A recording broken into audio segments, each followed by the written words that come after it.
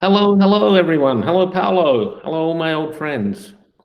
Well, this workshop was 32 years ago, which is a long time, but I do remember it so well. It was a really good meeting, a really good setting, and I enjoyed it immensely. Now, my paper, which was co-written with Anita Flynn, was titled "A Robot Being." It was about what it might take to have a robot be animal-like in terms of autonomy and ongoing existence. The very first short paragraph of section one of the paper lays it out well. Our aim is to build robot beings that exist in the world of human beings, operating as autonomous agents. Such a being is not told what to do by an operator. Rather, it is switched on and does what is in its ROM-determined nature to do, given the circumstances in which it finds itself. Now, the bad news is that we've hardly made any progress towards that goal, as we, Anita and I, certainly others too, imagined it. The good news is that there are still lots of interesting things to do to make it so, and I think it's going to be exciting and reveal a lot about both the biological world, about how we think about robotics, how we think about technology, and what we could make it. So what have we done? The closest actually is the Roomba, I believe, and it does achieve the very lowest interpretation of that goal that we set out, the minimal version of that goal. It lives in your house, and you tell it, say, to come on, switch on, say at 2 p.m. every Monday and Thursday, and then at 2 p.m. on Mondays and Thursdays, it wakes up and cleans your house. And until it starts to run out of battery. Then it finds its way back to its home station or charging station, parks itself, and goes to sleep. And there are over 30 million Roombas out there living in people's homes that can do that. A much smaller number of those 30 million can automatically empty the dirt bin when they get to their home station.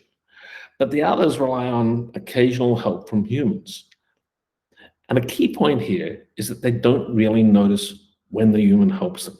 Next time they wake up, they have a not full dirt bin, but they have no episodic memory of the events that led to that, nor would they understand those events.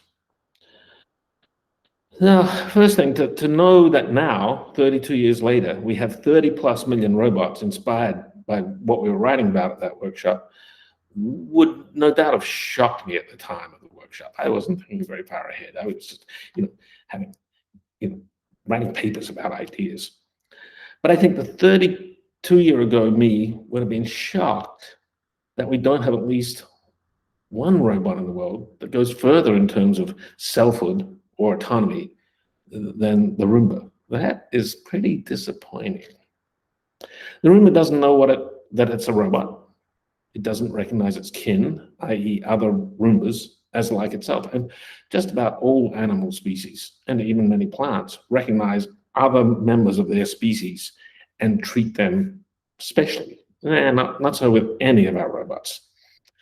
It doesn't know that humans are anything but instantaneous obstacles. It doesn't know that anything is an agent or has agency. It doesn't even know that itself has agency. And it certainly doesn't know that the obstacle humans, those things that move around a bit, which it can't really classify anyway, are involved in telling it that it is to wake up at 2 p.m. every Monday and Thursday. And it's just separate. It doesn't know about Mondays and Thursdays at all. But in fairness, most animals don't know about Mondays and Thursdays. Although we've seen experiments with, anyway.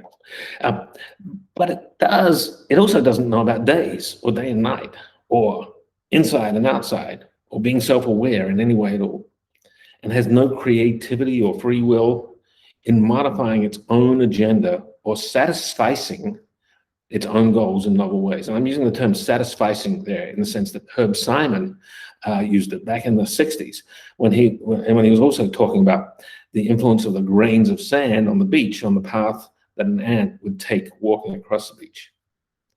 So we haven't gotten as far as people were talking about in the 60s, and certainly nowhere near as far as we were trying to talk about in 1989 at this workshop. We haven't gotten very far at all.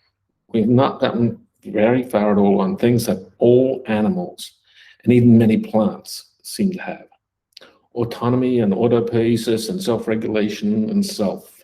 We don't know anything about, but I think there are great questions there. And I think if we could make some progress and some understanding, it would help us rethink how we think about biology, how we think about neuroscience, how we think about so much of what we do and operate within the world. So lots more to do, lots of fun to be had.